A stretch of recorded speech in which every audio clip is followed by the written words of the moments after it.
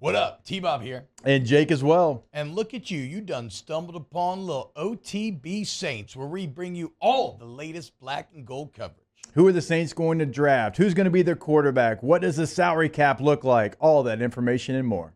Hope you enjoy it. Like, subscribe. Saints camp is rolling right along right now, guys. And look, there's been a flurry of offensive line signings, but it's nothing. I mean, I'm not even going to give you names, honestly, guys, because it doesn't matter. It's none of the top 8 guys. There's just been a little bit of injury, maybe, a UDFA that ends up, you're like, okay, we actually don't think this guy's got a chance. And so you bring in somebody else, maybe more experienced. So it's not like, again, there's some meat market moves in the O-line. The notes that I do think matter a bit from over the weekend. Speaking of O-line, Lucas Patrick has been emerging as someone who is taking some one reps at left guards away from Nick Saldiveri. So as we try to figure out who the starters are going to be, McCoy, Ruiz, Penning, and Fuanga all seem pretty set still. But, we thought Saldiveri was maybe in that crew as well, but Lucas Patrick having a good camp. He's fighting his way to maybe being your starting left guard. Your guy Horvath has been taking some first-team reps from Adam Prentice. Yeah. As well at fullback. So Horvath starting to make a name. Though I want to revisit fullback in a second. Marshon Lattimore has a hip injury that I don't know the severity of. He had to leave the practice. He had to leave the third practice with it. He was out the fourth practice. He was there though. Brian Brzee missed day 4 dealing with a foot injury. Jake Haener is dealing with, quote, non-life-threatening skin cancer, which is, a good news in that he was very clear about it being non-life-threatening, but obviously not ideal news for him personally. But let's get to the thing that I actually think is most interesting, Jake, and it is that we are finally garnering some insight into what Taysom Hill is going to do on this team. And funnily enough, I didn't expect it to go this way. It's exactly what we were all positing. He is going to be the Kyle Juszczyk of this team. He's working He's working with a fullback group and individuals.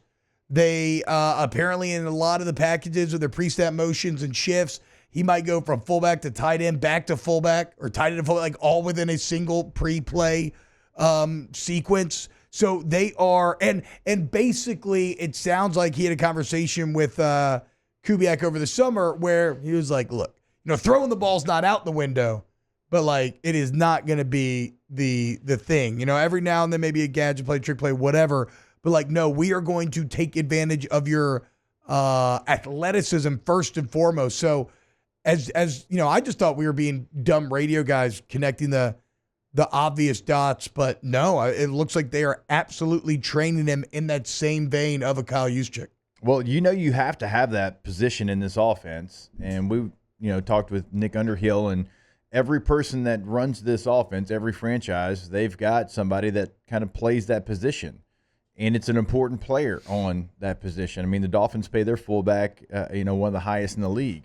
Juszczyk, I think, is the highest in the league. And so they're going to have that role filled with somebody that they trust. And that's why they go get Xander Horvath in the offseason. I mean, that's somebody that was a draft choice a couple of years ago. Fullbacks not very often get drafted anymore, if ever. And then you have a Taysom Hill. And so he's going to do all those different things, and it's going to be a challenge for him. I mean, Juszczyk does a lot. I mean, he plays Y, he plays F, he plays H. He does a lot of different things. And when you have that versatility, we're always talking about it, you're trying to make sure that the defense can't tell what personnel that you're in, because you have kind of this unicorn that can kind of make you whatever personnel that you want it to be. Now, Taysom's got skills that even Juszczyk doesn't have as well. So, how much can they get out of that? Because obviously he's going to be take the throwing out of it. He's going to be a better runner than Juszczyk is. Juszczyk can run. He's got some of that skill. He's got more straight line speed. Yeah, sure. I mean, Taysom's got really good running skills. I mean, he knows how to read a zone, a power, a counter, all those different things. And so you have that aspect of it as well. So it would be great to see Taysom fully for a full year, not in spurts of 3 games here, 2 games here, fully unlocked for a 17-game season. I mean, it seems like he is, and I'm sure that Taysom at this point, or at least I say I'm sure, I would hope that he's kind of let go of whatever. I feel like back in the day, he really wanted to make the quarterback thing work. Right? I mean, every quarterback that has questions about can they play quarterback or do they need to move positions. Tim Tebow, right? He was going to be a quarterback, and then it was taken away from him for 2-3 years. He's like, oh, I'll play tight end. I'll try. Well, then it's too late. Well, and I mean, and to Taysom's credit, he's kind of already let a lot of that go.